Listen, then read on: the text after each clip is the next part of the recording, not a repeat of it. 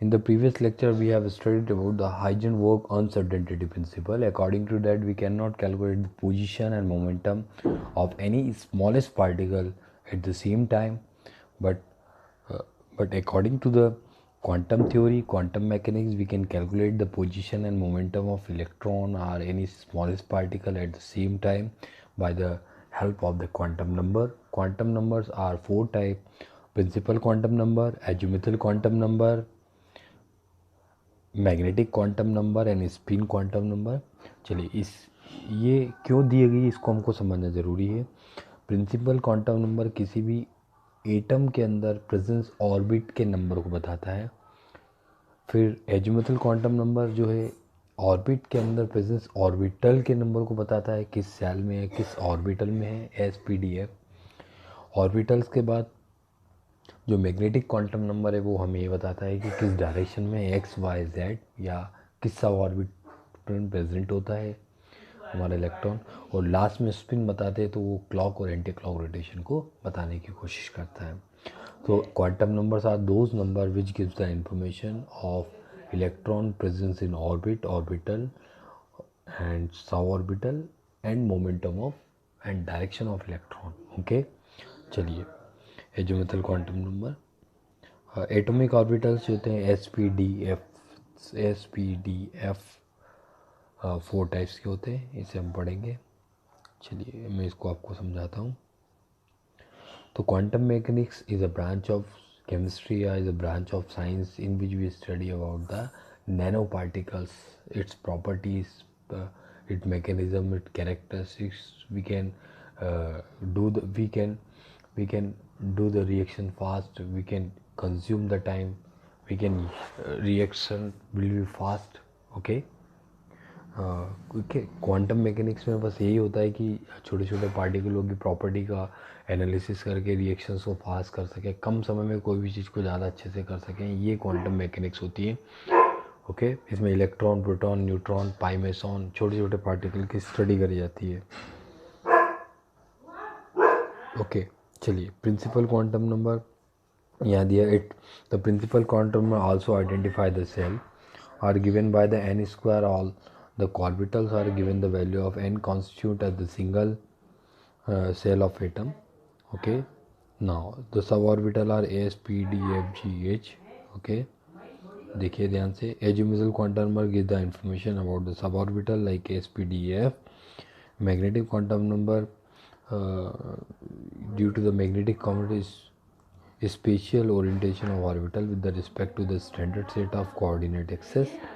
Subcells कहलाते हैं, इन्हें 12+1 से रिप्रेजेंट करा जाता है। इसके बाद अगर हम बात करें तो स्पिन क्वांटम नंबर आती है, जिससे हमें ये मालूम चलता है कि ये क्लॉकवाइज है या फिर एंटी क्लॉकवाइज है। ओके, चलिए देखते हैं इसको व्हाइट बोर्ड पे। Look at the screen. Principal quantum number give the information about the orbit. Orbit मतलब KLMN। ऑर्बिट क्या होता है, जैसे हम मानते हैं ये first orbit, second orbit, third orbit. इस ऑर्बिट में जैसे फर्स्ट ऑर्बिट में केवल S होता है, सेकेंड ऑर्बिट में SP होता है, थर्ड ऑर्बिट में SP होता है। तो ये कहलाते हैं ऑर्बिटल्स। जो स्पेयर होते हैं वो कहलाएंगे ऑर्बिट, और स्पेयर के अंदर जो सब पार्ट होते हैं उन्हें कहते हैं ऑर्बिटल्स। ऑर्बिटल यानी SPDF। S के अंदर मैक्सिमम 2 इलेक्ट्रॉन्स आते हैं, P के अंदर मैक्सिमम 6 इलेक्ट्रॉन आते हैं, D के अंदर मैक्सिमम 10 इलेक्ट्रॉन आते हैं, और F के अंदर मैक्सिमम 14 इलेक्ट्रॉन्स आते हैं। ये याद रखिएगा, ठीक है। तो इस तरीके से मालूम चलता है कि हमारा इलेक्ट्रॉन जो है फर्स्ट सेल में है। फर्स्ट सेल में तो S होता है तो S में ही रहेगा। अच्छा, फर्स्ट नंबर का इलेक्ट्रॉन है, सेकेंड नंबर का इलेक्ट्रॉन है, ये मैग्नेटिक क्वांटम नंबर से पता चलता है। एजिमुथल क्वांटम नंबर हमें ये बताता है कि हमारा इलेक्ट्रॉन SPDF में से किस में। मैग्नेटिक क्वांटम नंबर बताता है कि सब सेल के अंदर जो डायरेक्शन है XYZ उसमें से किस डायरेक्शन पे और किस एक्सिस पे प्रेजेंट होता है। ओके, इसके अलावा अगर हम बात करें तो एक और होता है हमारे पास spin quantum number, SPIN, spin quantum number.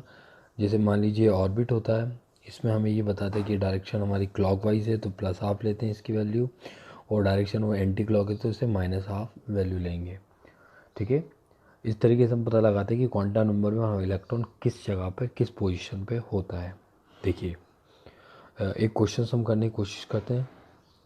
अगर आपको दिया है 3p2 तो पूछेगा आइडेंटिफाई या calculate the all quantum number for 3p2। तो देखिए यहाँ पे आपके पास n principal quantum number, l azimuthal quantum number, m magnetic quantum number और s स्पिन क्वांटम नंबर। देखिए n जो है ये आगे जो वैल्यू दी है ये होती है n। p की वैल्यू अगर हमने भी देखा तो s की वैल्यू 0 दी थी, p की वैल्यू 1, d की वैल्यू 2 और f की वैल्यू 3। ठीक है, तो हमारा इलेक्ट्रॉन जो है p ऑर्बिटल्स में, तो यहाँ पे आप क्या आएगा, यहाँ पे 1 आ जाएगा। मैग्नेटिक क्वांटम नंबर देखिए p के अंदर हमें देखना है, p के 3 ब्लॉक होते हैं, याद रखिएगा। s केवल एक ही ब्लॉक में स्प्लिट होता है, जबकि p 3 ब्लॉक में स्प्लिट होते हैं। d जो है 5 ब्लॉक में स्प्लिट होते हैं, 1 2 3 4। इस तरह f जो है 7 ब्लॉक में स्प्लिट होगा। तो यहाँ पे आपको जिस ऑर्बिटल में भर रहा है उसी ब्लॉक में स्प्लिट करना है। तो p हमारा देखेंगे तो देखिए p में कितने इलेक्ट्रॉन है, 2, तो 1 एंड 2। अब डायरेक्शन अगर देखेंगे तो ये स्पिन लगाएंगे तो ये प्लस हाफ और ये प्लस हाफ।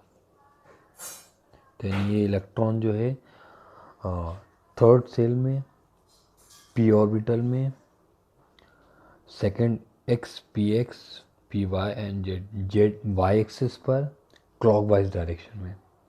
ओके, देखिए एक और एग्जांपल हम देखते हैं।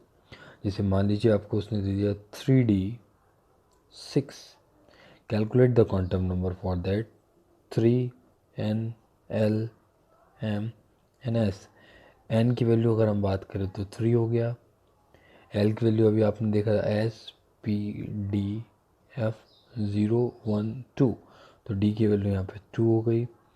m की वैल्यू अगर बात करें तो d के कितने ब्लॉक होते हैं, मैंने आपको भी बताया 5 ब्लॉक, 1 2 3 4 और ये 5 ब्लॉक होंगे। 6 इलेक्ट्रॉन फिल करना, 1 2 3 4 5 और ये 6। ये जो 6th इलेक्ट्रॉन है ये एंटी क्लॉक स्पिन है। तो आप बता सकते हैं कि हमारा जो इलेक्ट्रॉन है 3d का, ये n मतलब प्रिंसिपल क्वांटम नंबर के अकॉर्डिंग थर्ड सेल में, एजिमुथल क्वांटम के अकॉर्डिंग d ऑर्बिटल में, मैग्नेटिक क्वांटम के according d x y axis पर डायरेक्शन जो है एंटी क्लॉक रोटेट कर रहा है। इस तरीके से हम इसको करेंगे। बता रहा है n जो होता है एज नंबर ऑफ सेल होते हैं, k एलिमेंट जो मैंने आपको बताया। m is the magnetic quantum number होता है। वैल्यू इसकी आपको दी है, आप कोशिश करेंगे इसको करने की। स्पिन क्वांटम नंबर 2 हाफ होते हैं, प्लस हाफ और minus half. Plus half minus half इसलिए होता है क्योंकि इलेक्ट्रॉन की रोटेशन जो होती है वेव के अकॉर्डिंग मानी जाती है, और वेव में हम वेव क्रेस्ट थ्रो लेते हैं, क्रेस्ट थ्रो के अकॉर्डिंग प्लस हाफ और माइनस हाफ लिया जाता है। चलिए orbitals and its importance. Orbitals में क्या अंतर है ये देखिए। देखिए S is a orbital, P is a orbital, D is a orbital and F is a orbital. अगर हम बात करें तो S का शेप हमेशा स्पेरिकल होता है और ऑल डायरेक्शन में सेम शेप रहेगा, X Y एंड Z में। ठीक है, P का शेप जो होता है डम्बल होता है। ये देखिए डम्बल, ये X हो गया, मान लीजिए ये Y एक्सिस हो गई है और ये Z एक्सिस हो गई। D का शेप डबल डम्बल होता है, जैसे ये डम्बल है, जब ओवरलैप करेंगे तो एक दूसरे के अंदर होंगे, इसलिए D का शेप जो है डबल डम्बल होता है। F का शेप नॉट डिफाइंड होता है क्योंकि इसके एनर्जी वेरिएबल होते हैं, हाईली रेडिएक्टिव एलिमेंट्स होते हैं, तो अनस्टेबल होने के कारण शेप इसका नॉन डिफाइंड होता है। इसे देखिए कहाँ प्रेजेंस होते हैं। देखिए S का शेप हो गया। अब देखिए जैसे मान लीजिए ये हमारे पास एक एटम है, एटम के अंदर ये ऑर्बिट है, इस ऑर्बिट के अंदर ही तो ऑर्बिटल्स आएंगे। ये देखिए S है, तो S का जो शेप होता है वो स्पेरिकल होता है, जो आपको दिख रहा है ये शेप इसका स्पेरिकल है। अगर हम बात करें P की, तो हम P को हम जनरली एटॉमिक स्ट्रक्चर आपको इस तरीके होता है। P का शेप जो होता है वो डबल डम्बल माना जाता है। हाँ, P का शेप डम्बल माना जाता है, तो वो यहाँ से आप देखेंगे तो ये एक इधर एक इधर P का शेप होता है, सेम कंडीशन इधर और इधर। बीच में जो एक्सेस होती है दैट इज़ नोडल एक्सेस कहलाता है, जहाँ पे इलेक्ट्रॉन की प्रेजेंस नहीं होती है। नोडल एक्सेस ऐसी एक्सेस जहाँ पे इलेक्ट्रॉन की प्रेजेंस नहीं होता है। अब डी का अगर शेप मानेंगे तो ये आपका शेप कुछ इस तरीके से जाएगा। कहने का मतलब सबसे पहले हमें ये समझना पड़ेगा कि शेप्स कैसे बनते हैं। ये आप समझेंगे, देखिए न्यूक्लियस के में प्रोटॉन होते हैं और हम मान के वहाँ अगर एस को शो करना है तो एस तो ऐसा आएगा। एस के बाद अगर आपको पी को शो करना है तो पी उसमें इस तरीके से जाएगा, इस टाइप से। डी को अगर शो करना है तो इस तरीके से जाएगा। समझ में आया आपको? और इन्हीं के अंदर इलेक्ट्रॉन प्रेजेंस होते हैं जो क्लॉकवाइज और एंटी क्लॉकवाइज रोटेशन करते हैं, जिसके अकॉर्डिंग हम डायरेक्शन पता लगाते हैं, क्वांटम पोजीशन पर लगाते हैं, उसकी एनर्जी, वेलोसिटी, फ्रीक्वेंसी सबका पता लगाते हैं। आपको समझ में आ रहा होगा मैं आप क्या समझा रहा हूँ, ठीक है। 3D स्ट्रक्चर में अगर आप देखेंगे तो सेंटर पार्ट में न्यूक्लियस होता है, उस न्यूक्लियस के चारों तरफ स्पेयर होता है, एस ब्लॉक एस होता है। एस के बाद फिर आगे देखेंगे तो एस और पी ऑर्बिटल होगा, क्योंकि 2+ आपको एक कॉन्फ़िगरेशन अगर याद हो तो कुछ इस तरीके से बताया जाता है। 2 इलेक्ट्रॉन फर्स्ट सेल में अगर आपको मालूम हो तो 2 इलेक्ट्रॉन होते हैं, सेकंड सेल में अगर आपको मालूम हो तो 8 इलेक्ट्रॉन होते हैं, थर्ड सेल में अगर आपको मालूम हो तो 8 इलेक्ट्रॉन, फोर्थ सेल में 18, देन 18 और 32। ये आया कैसे, तो ये याद रखिए। इसको याद करने का तरीका मैं आपको बताऊं। फर्स्ट जैसे एस सेल में केवल 2 इलेक्ट्रॉन होते हैं, पी ऑर्बिट में जो है 6 इलेक्ट्रॉन हो सकते हैं, डी में और 10 होते हैं और एफ में 14 इलेक्ट्रॉन होते हैं। अगर आपसे बोल रहा है फर्स्ट ऑर्बिट में अगर 2 इलेक्ट्रॉन है तो वहाँ केवल एस रहेगा। आपसे बोले सेकेंड ऑर्बिट में 8 इलेक्ट्रॉन होते हैं, then means s plus p, 2 + 6 total कितने इलेक्ट्रॉन होगा, 8 इलेक्ट्रॉन होगा। अगर आपसे बोला जाए कि थर्ड सेल में जो है 8 इलेक्ट्रॉन होते हैं तो फिर आप बोलेंगे एस प्लस पी, 8 इलेक्ट्रॉन। फिर अगर आपसे बोला जाए कि अगर 18 इलेक्ट्रॉन्स हैं तो 8 इलेक्ट्रॉन आप क्या बोलेंगे, एस पी प्लस डी, मतलब 2 + 6 + 10 टोटल कितने हो, 18। यानी जिस ऑर्बिट में 18 इलेक्ट्रॉन है यानी वहाँ डी भी प्रेजेंट होगा, जिस ऑर्बिट में 32 इलेक्ट्रॉन होंगे वहाँ पे एफ भी प्रेजेंट होगा, एफ के लिए 14। समझ में आ रहा होगा आपको? कहने का मतलब कि जो ऑर्बिट होते हैं, ऑर्बिट भी नीचे टूटते हैं सब सेल में, सब ऑर्बिट में, जैसे एस पी डी एफ, इसके अकॉर्डिंग इलेक्ट्रॉन मूव करते हैं। Shapes of atomic orbital S P D F मैंने आपको बताया। एस जो होता है स्पेरिकल शेप होने के कारण न्यूक्लियस के पास होगा। एस कहीं भी किसी भी शेल में अगर आप चले आए तो वो न्यूक्लियस के क्लोजर ही कहलाएगा, क्योंकि स्पेरिकल शेप होने के कारण एनर्जी डिस्ट्रीब्यूशन इक्वली होता है और स्टेबिलिटी भी एस ऑर्बिटल की ज़्यादा होती है, क्योंकि न्यूक्लियर चार्ज उस पर ज़्यादा अप्लाई होता है। इसी तरह अगर हम पी की बात करें, डी की बात करें, एफ़ की बात करें तो सबसे कम स्टेबल जो होता है वो एफ़ होता है, क्योंकि उसका अनस्टेबिलिटी तो ये साइज़ बड़ा होने का न्यूक्लियर इफेक्ट कम लगता है। लेकिन डी की अगर बात करें तो डी का size double double double double उसमें डबल बॉन्ड होने के कारण, सॉरी डबल डम्बल शेप होने के कारण वो न्यूक्लियस के क्लोजर होता है। तो एस के बाद अगर स्टेबिलिटी आई तो डी की, डी के बाद देन पी की, लास्ट में सबसे कम एफ की स्टेबिलिटी होती है। स्टेबिलिटी का एक ही फैक्टर है न्यूक्लियर चार्ज। न्यूक्लियर चार्ज जिस पर जितना ज़्यादा लगेगा उसकी स्टेबिलिटी उतनी ज़्यादा होगी, क्योंकि इलेक्ट्रॉनों पर नेगेटिव चार्ज होता है और न्यूक्लियस पे पॉजिटिव चार्ज होता है। तो जितनी तेज़ी से इलेक्ट्रॉनों को अपनी तरफ अट्रैक्ट करेगा, जितनी पावरफुल तरीके से इलेक्ट्रॉनों को अपनी तरफ अट्रैक्ट करेगा, उतनी स्टेबिलिटी ज़्यादा होगी। ओके, नाउ देखिए बाउंड्री सरफेस डायग्राम आपको ये बता रहा है 2.3 में the probability of density of plot is plot of 1s and 2s atomic orbital. The density of the dots represent the probability of density of finding the electron in that the region. Boundary surface diagram for first and second, यहाँ पे उन्होंने boundary बना दी है। Actually अगर हम देखें this is the all are energy, energy कहीं ज़्यादा होगी कहीं कम होगी, एटम के चारों तरफ एनर्जी ही होती है और उन एनर्जी के द्वारा ही इलेक्ट्रॉन रोटेट करते हैं, क्योंकि इलेक्ट्रॉनों को रोटेशन के लिए भी एनर्जी रिक्वायर्ड होती है। जहाँ इलेक्ट्रॉन ज़्यादा होते हैं वहाँ रोटेशन फास्ट होती है, जहाँ इलेक्ट्रॉन को एनर्जी नहीं मिलेगी वहाँ रोटेशन नहीं होती है। ओके, तो जो सराउंडिंग या जो भी हम ये डायग्राम दे सब हाइपोथेटिकल हैं, सब सोचे समझे कि बनाए केवल एक्सप्रेशन के लिए। अब देखिए पी का शेप जो होता है वो एस का शेप आपको स्फेरिकल दिख रहा है, जबकि पी का शेप देखिए डम्बल दिखाई दे रहा है और डी का शेप आपको डबल डम्बल मेजर होगा। देखिए आगे ये डी का शेप है, डबल डंबल आता है। देखिए पिंक कलर के अंदर वाइट कलर दिखाई दे रहा है, this is the double dumbbell shape.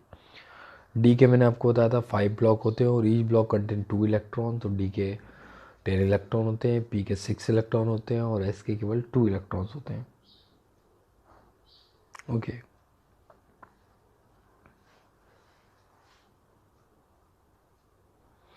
One S से ज़्यादा एनर्जी होती है 2s, 2s और 2p की एनर्जी अप्रॉक्सीमेट इक्वल होती है। 3s 3p की एनर्जी इक्वल होती है। 3p प्लस 3d तीनों की एनर्जी बराबर होगी। 4s 4p 4d की एनर्जी बराबर होगी।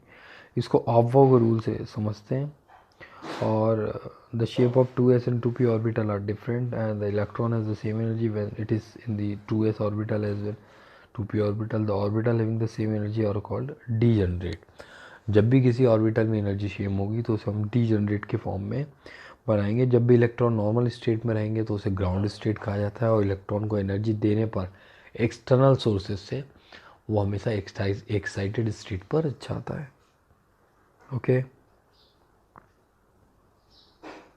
देखिए डीजनरेसी डायग्राम बनाया है, सबकी एनर्जी लेवल बराबर है। Okay shielding D shielding effect ये नेक्स्ट लेक्चर में हम पढ़ेंगे। Thank you.